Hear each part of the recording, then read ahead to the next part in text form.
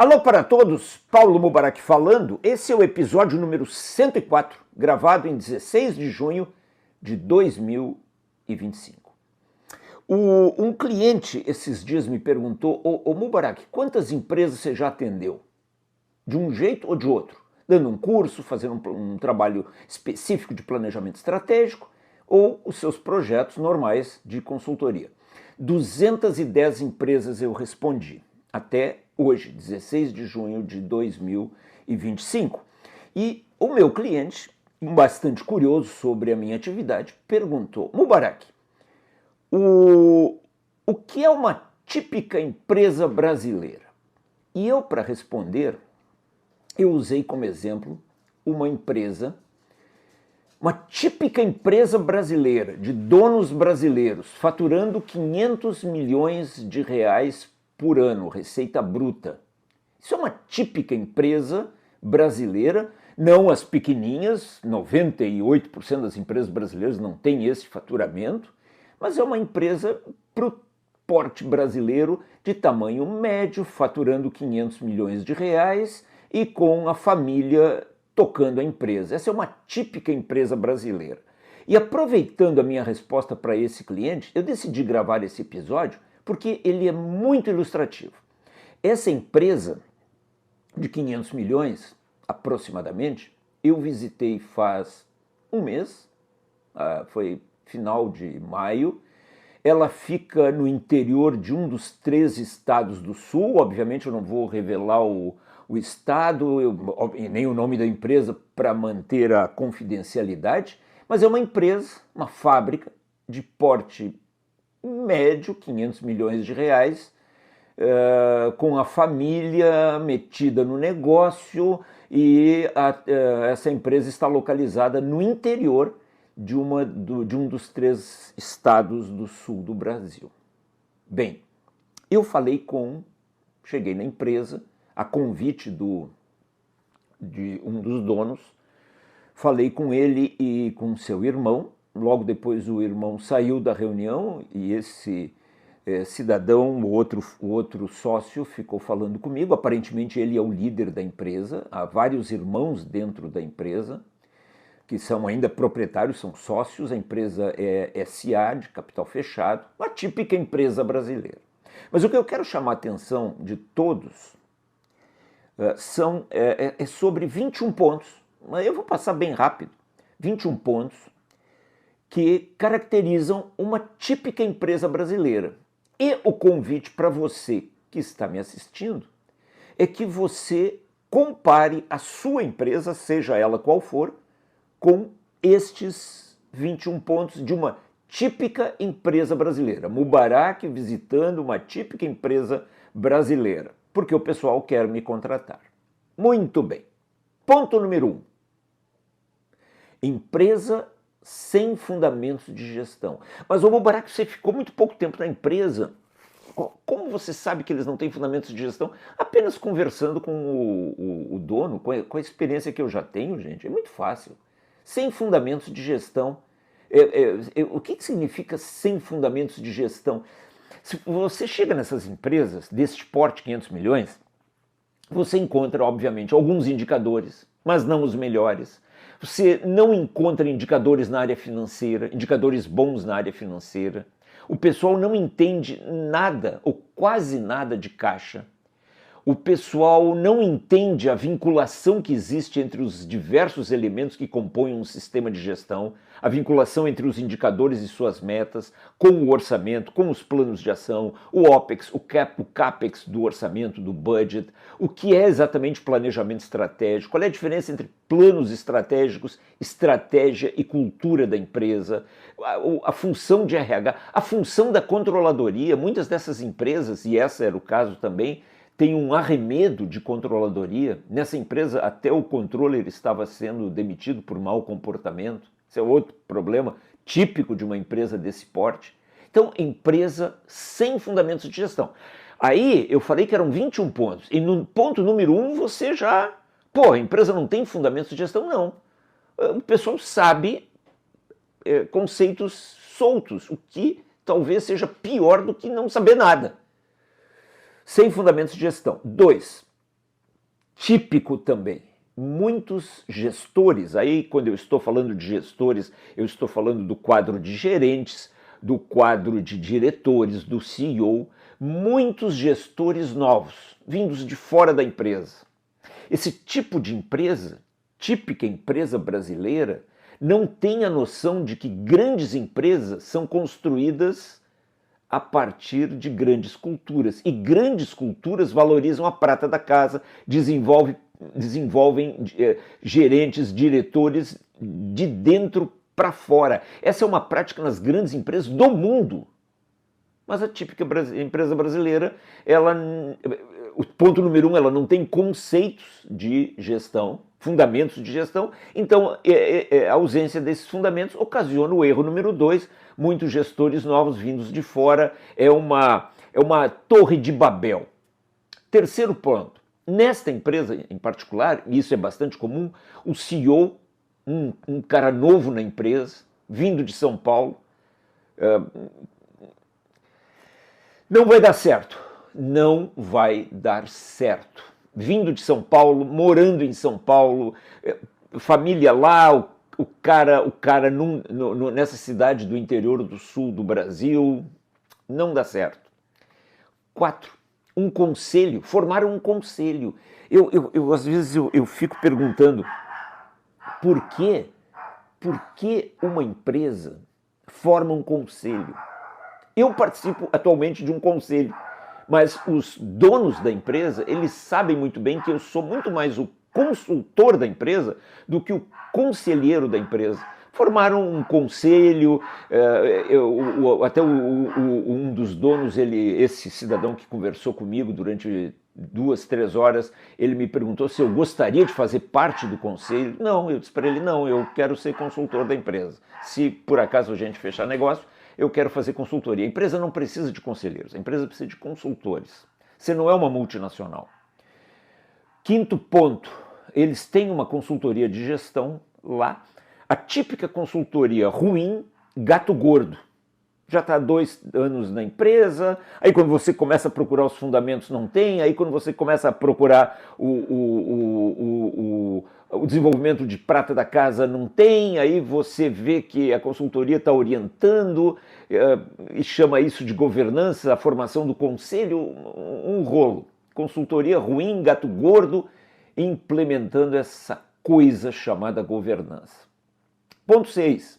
Vendas e produção não batendo metas. Mas é lógico. Já é difícil numa empresa que tenha fundamentos de gestão, que tenha uma boa liderança originada dentro da casa, que tenha pessoas desenvolvidas, que tenha uma cultura de gestão, que tenha uma cultura de caixa. Já é difícil nessas empresas, ainda mais nesta situação do Brasil hoje, em junho de 25, bater metas. Agora imagina nessa confusão. Então, quando o acionista ele me disse, olha, a gente não está batendo metas nem de vendas nem de produção, eu não esperava outra situação. Ponto número 7. Um dos gerente de produção, ele mora numa outra cidade. Então, sexta-feira ele sai mais cedo, ele sai mais cedo de casa, da empresa. Bacana? Nota 10 sobre 100. 8. Essa legião estrangeira parece não ter uma liderança forte. A empresa me deu, de certa forma, a impressão de ter uma cultura envelhecida. Ponto número 9, organograma. Organograma eu sempre brinco, mas a brincadeira é muito séria, que o organograma é o 3º mistério de Fátima. Aliás, o 4º, né? O 3º já foi revelado. O 4º mistério de Fátima.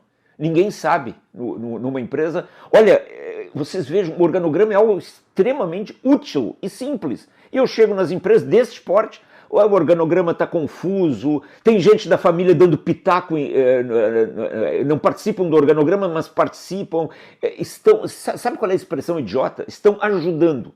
Empresa não é para ter ajudantes, empresa é para ter postos de trabalho com responsabilidades, indicadores, metas, planos de ação e processos bem definidos. Quando você ouvir alguém dizer, não, o fulano está lá ajudando, principalmente se é o filho do dono, se é o parente do dono, a mulher do dono, a filha do dono, meu Deus do céu.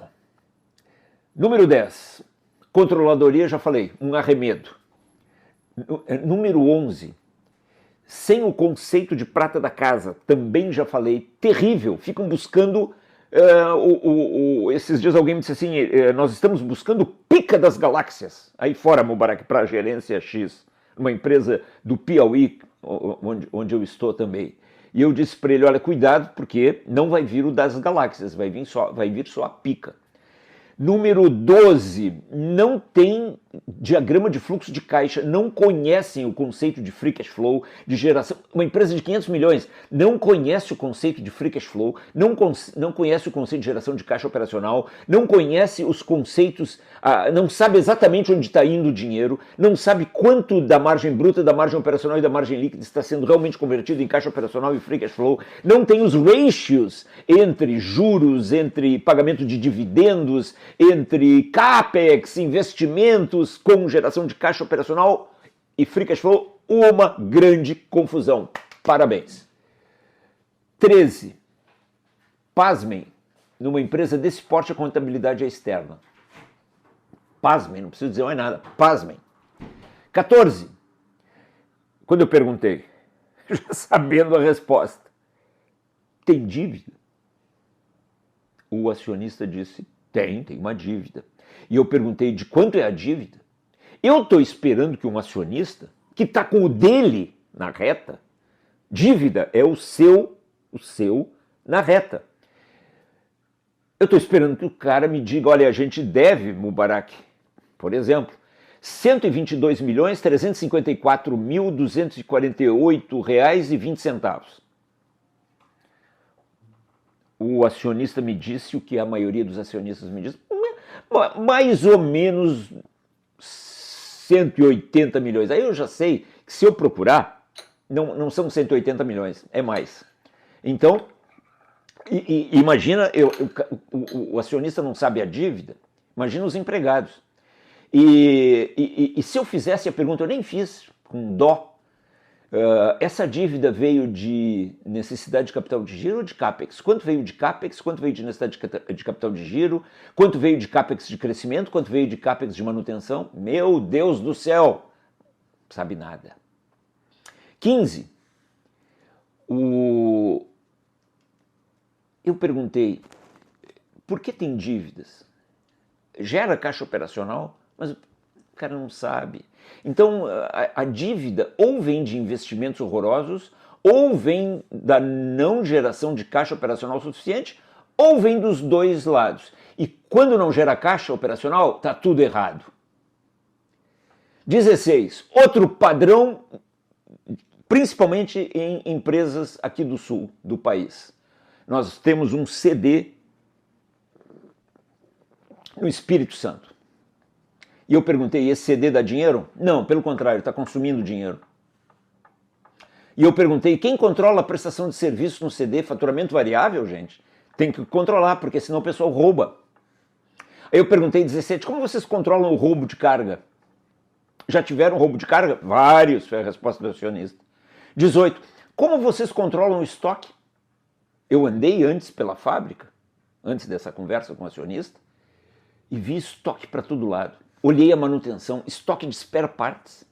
Aí o sujeito não sabe o que é spare parts. Putz, tem chance. Ponto 19 é o estoque de spare parts. Ponto 18 era o controle do estoque. Falho, tudo falho. Números não confiáveis, reconhecimentos recorrentes de prejuízos no DRE e no balanço em função de erros no estoque. 20. O RH, numa empresa em que o RH não desenvolve as lideranças, pelo menos o gestor de RH tem que fazer mentoria com a liderança nova. Faz? Zero. E 21. Como muitos gestores vieram de fora, eles não moram na cidade. Só que a empresa é na cidade, os fundadores são da cidade, os atuais acionistas, filhos, netos dos fundadores são da cidade, onde os gerentes, o CEO, tem que morar? Na cidade. Para respirar o ar da empresa, para entender a cultura, para entender como o mercado daquela empresa foi desenvolvido a partir daquela cidade. Ou cultura não é importante? Aí você quer fazer home office de São Paulo para gerenciar uma empresa no sul do Brasil, no interior do sul do Brasil? Mas sabe o que vai acontecer? Eu já sei. O CEO vai ser demitido, um gerente, outro vai ser demitido, e aí eles vão na rua buscar outro CEO, outro milagre num gerente, e não vai vir. E assim eles vão queimando caixa. Mubarak está exagerando? Escute, essa empresa tem, sei lá, 70, 80 anos, está na segunda ou terceira geração. Tem todos esses 21 erros. A prova de que está tudo errado, ou quase tudo errado, é uma puta de uma dívida. Defina o que é, Mubarak, uma puta de uma dívida. Uma dívida que supera, uma dívida bancária que supera 20% da sua receita líquida. Nesse caso, parece a dívida já estar beirando os 30%, 35% ou até 40%. O pessoal não sabe a dívida.